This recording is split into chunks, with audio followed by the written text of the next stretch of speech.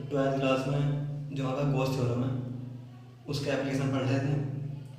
और Gauss theorem में हम जो एक एप्लीकेशन है गॉस थ्योरम का कि हाँ भाई कोई एक इनफाइनाइट लेंथ का वायर है उसकी वजह से इलेक्ट्रिक फील्ड फाइंड करना है, वो हम पढ़ चुके थे। अब ऐसे ही आगे बढ़ रहे हैं कि हमारे पास कोई एक यूनिफॉर्म चार्ज स्फेरिकल सेल, उसकी वजह से आउटसाइड इलेक्ट्रिक फील्ड कितना होगा किसी भी पॉइंट पे, या कह सकते हैं हमारे पास उसकी सरफेस पे कितना होगा इलेक्ट्रिक फील्ड, या कह सकते हैं हमारे पास उसके इनसाइड कितना होगा इलेक्ट्रिक फील्ड है ना, उसके हम डायरेक्शन देख रहे हैं। कह सकते हैं कि हमारे पास इलेक्ट्रिक फील्ड निकालना है, इलेक्ट्रिक फील्ड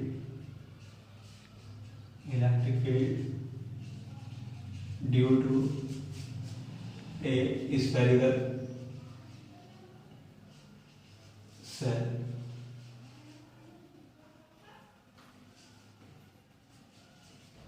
स्फेरिकल सेल, ठीक है। तो हमारे पास स्फेरिकल सेल है। स्फेरिकल सेल का मीन्स क्या है कि अगर हमारे पास कोई एक स्फेरिकल सेल इस टाइप से है, ये स्फेरिकल सेल का मीन्स होता है जैसे हमारे पास एक वाशर टाइप होता है, ठीक है। इस टाइप से है, इस चार्ज यूनिफॉर्म डिस्ट्रीब्यूट है प्लस क्यू, इस टाइप डिस्ट्रीब्यूट है चार्ज प्लस क्यू। और जो हमारे पास ये सरफेस है इसके हमारे पास जो रेडियस है वो हमारे पास क्या है, कैपिटल आर, ठीक है। सेंटर और इससे आर डिस्टेंस में कोई पॉइंट पी है, यहाँ मैं इलेक्ट्रिक फील्ड फाइंड करना कि यहाँ इंटेंसिटी कितनी होगी, इस स्फेरिकल सेल की वजह से इस पॉइंट पे इलेक्ट्रिक फील्ड कितना होगा वो फाइंड करना है, ठीक है।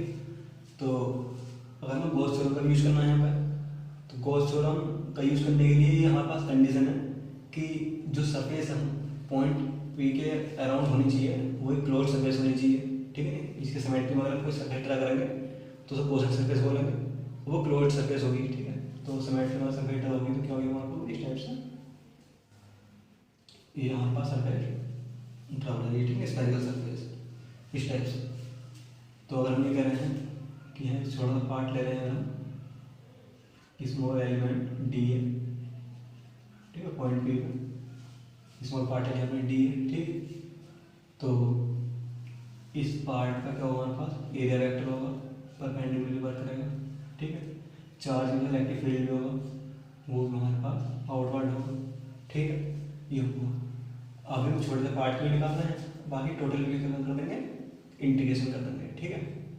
तो जो हमारे पास पॉइंट है आउटसाइड निकालना है, यानी आउटसाइड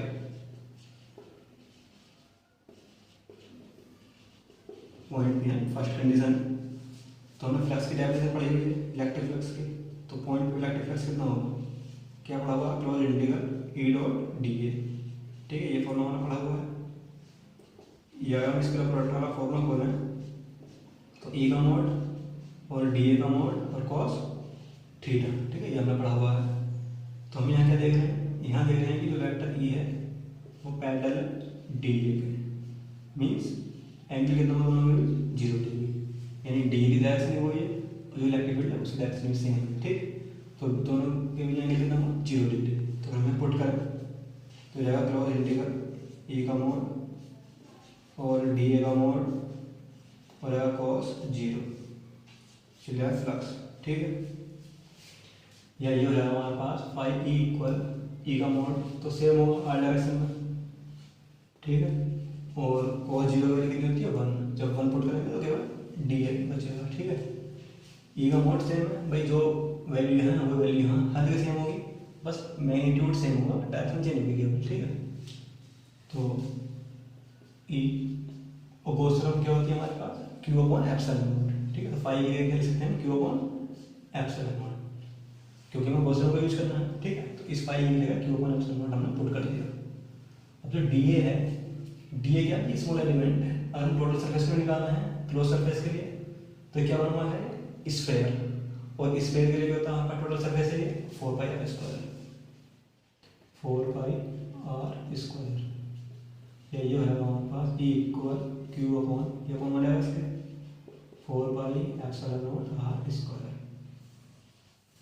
ये हमारे पास फॉर्मूला आ जाएगा इलेक्ट्रिक फील्ड का। तो इस तरीके से की वजह से आर डिस्टेंस पर अगर पॉइंट पी है तो वहाँ पर इलेक्ट्रिक फील्ड कितना आ गया, E equal Q upon 4 pi epsilon naught R square. और ये फॉर्मूला उसी टाइप से है जैसे हमने किसी पॉइंट चार्ज की वजह से इलेक्ट्रिक फील्ड का फॉर्मूला पड़ा हुआ है, ठीक है, वही फॉर्मूला कुछ जैसे, यानी अगर तुम डिस्टेंस बढ़ाते रहोगे तो इलेक्ट्रिक फील्ड क्या होगा, डिक्रीज होता रहेगा, ठीक है।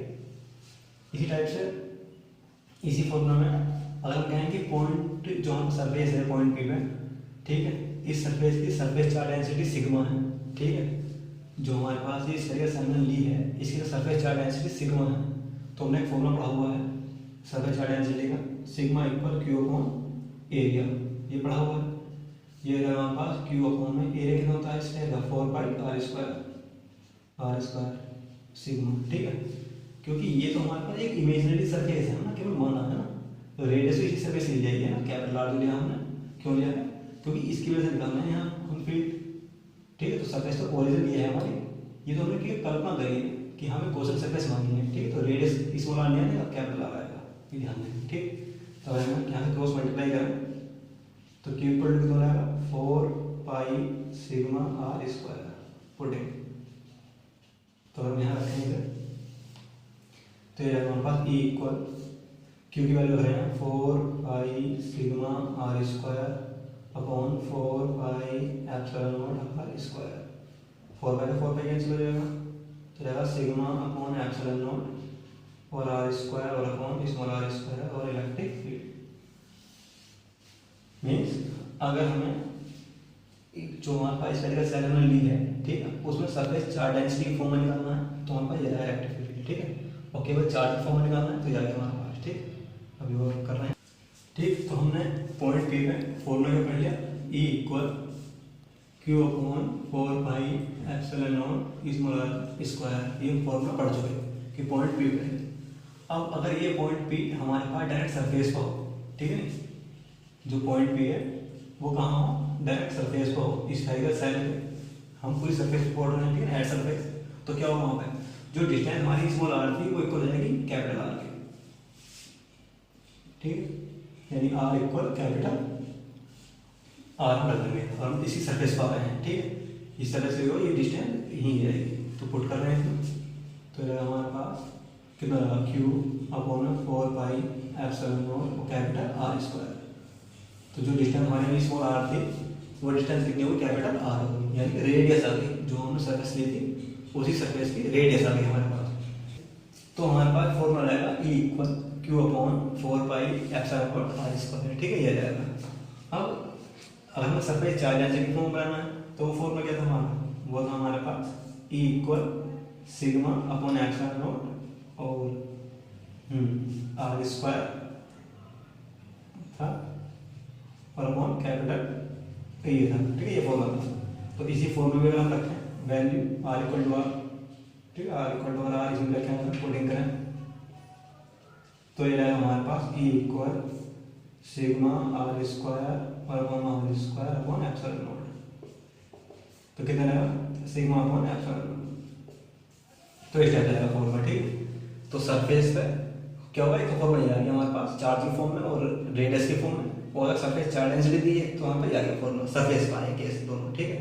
इसी टाइप से अगर हम पॉइंट पी जो है हमारे पास वो इनसाइड है, यानी पॉइंट ओ पे है, ठीक है। तीसरी कंडीशन अगर हम देखें तो एट पॉइंट ओ, अगर हम पॉइंट ओ पर आ रहे हैं, ठीक है, ब्लू पॉइंट ओ पर आ गए, इनसाइड आ गए, तो वहाँ के हम क्या देखेंगे, टोटल चार्ज कहाँ है, टोटल सरफेस पर चार्ज, यहाँ चार्ज तो है नहीं, इसका मीन्स ये है कि चार्ज यहाँ पे कितना है, 0, और जब चार्ज ही नहीं है तो इलेक्ट्रिक फील्ड कितना होगा, 0, इलेक्ट्रिक फील्ड कितना होगा, 0, ये कह सकते हैं फ्लक्स भी कितना होगा, 0। तो किसी भी हमारे पास यूनिफॉर्म चार्ज स्फेरिकल अगर कोई सेल है तो उसके इनसाइड इलेक्ट्रिक फील्ड कितना होगा, 0, क्योंकि चार्ज कहाँ होगा, टोटल सारा चार्ज जितना भी होगा वो सब सरफेस पर होगा, ठीक है, जो हमारे पास स्फेरिकल सेल है। तो इनसाइड में इलेक्ट्रिक फील्ड कितना होगा, 0। ये बहुत ज़्यादा पॉसिबल हो जाता है कि किसी भी यूनिफॉर्म स्फेरिकल सेल में इनसाइड इलेक्ट्रिक फील्ड कितना होता है, तो 0 इलेक्ट्रिक फील्ड होता है, ठीक है, क्योंकि वहाँ चार्ज नहीं है, चार्ज टोटल बॉडी के सरफेस पर है, ठीक है। तो इस आप ध्यान रखेंगे। तो तीन हमारे पास केस आ गए कि आउटसाइड इलेक्ट्रिक फील्ड कितना होगा वो हमने देख लिया, इनसाइड इलेक्ट्रिक फील्ड कितना होगा वो हमने देख लिया, और सरफेस पर कितना होगा वो हमने देख लिया। अगर हम इसके ग्राफ बनाएं तो ग्राफ कंडीशन इस टाइप से आती है कि हाँ भाई अगर हम यहाँ रेडियस ले रहे हैं, ठीक है, डिस्टेंस ले रहे हैं इस टाइप से, और यहाँ हम इलेक्ट्रिक फील्ड ले रहे हैं, तो जो हमारे पास इनसाइड में अगर हम देखें, ठीक है, तो इनसाइड में तो हमारे पास इलेक्ट्रिक फील्ड कितना था, 0, ठीक, या कोई अगर हमारे पास सरफेस है इस टाइप से, तो इनसाइड में क्या होगा, हमारे पास इलेक्ट्रिक फील्ड जीरो रहेगा इस टाइप से, ठीक है। यहाँ होगा कितना आर इक्वल टू आर का मैक्सिमम, ठीक है, यहाँ कंडीशन मैक्सिमम वाली है। और अगर वैल्यू इंक्रीज हो रही है तो क्या होगा हमारे पास, वो ग्राफ हमारे पास इस टाइप से आने लगेगा, इसी टाइप से, ठीक है। तो हमें देख रहे हैं कि जो हमारे पास इनसाइड इलेक्ट्रिक फील्ड, इनसाइड वो कितना हमारे पास जीरो इलेक्ट्रिक फील्ड है, पहला केस इनसाइड, ठीक है। सेकंड केस अगर सरफेस में है तो आर इक्वल टू कितना कैपिटल आर यानी मैक्सिमम है, और यहाँ क्या लगेगा डिग्री होगी, डिस्टेंस बढ़ती रहेगी तो 1/r² फॉर्मूला के अकॉर्डिंग इंटेंसिटी क्या होती रहेगी, डिग्री होती रहेगी। तो इलेक्ट्रिक फील्ड हमारे पास इनसाइड में अगर है तो कितना है, जीरो, ठीक है ना, जीरो, ये जीरो वाली लाइन है। और मैक्सिमम है कब, जब सरफेस में है, ठीक है, इक्वल टू आर। और हम उसके बाद अगर डिस्टेंस आगे बढ़ा रहे हैं, पॉइंट पर आगे जा रहे हैं तो ई प्रिपोर्शनल टू 1/r² के अकॉर्डिंग इंटेंसिटी क्या होगी, डिग्री होने लगेगी। तो ग्राफ भी आपको याद रखना है, ठीक है, क्या इलेक्ट्रिक फील्ड जीरो, मैक्सिमम और डिक्रीमेंट। तो ये हमारे पास जो गॉस थ्योरम है उसका जो सेकंड एप्लीकेशन है कि हाँ भाई अगर हमारे पास कोई स्फेरिकल सेल गिवन है, ठीक है, यूनिफॉर्म चार्ज है, तो उसके इलेक्ट्रिक फील्ड आउटसाइड कितना होगा, इनसाइड कितना होगा, सरफेस पर कितना होगा, वो हम देख चुके हैं, ठीक है, इंपॉर्टेंट अपने आप में। और तीनों फॉर्मूला याद होने चाहिए, न्यूमेरिकल इससे होंगे, ठीक है, वो हम देखेंगे। और इसके बाद गॉस थ्योरम का एक एप्लीकेशन और रह चुका है, उसे नेक्स्ट वीडियो में देख लेंगे। और उसके बाद न्यूमेरिकल लगभग चैप्टर कंप्लीट होने वाला है, ठीक, न्यूमेरिकल्स होंगे जो रह गए हैं, ठीक। इसके बाद नेक्स्ट वीडियो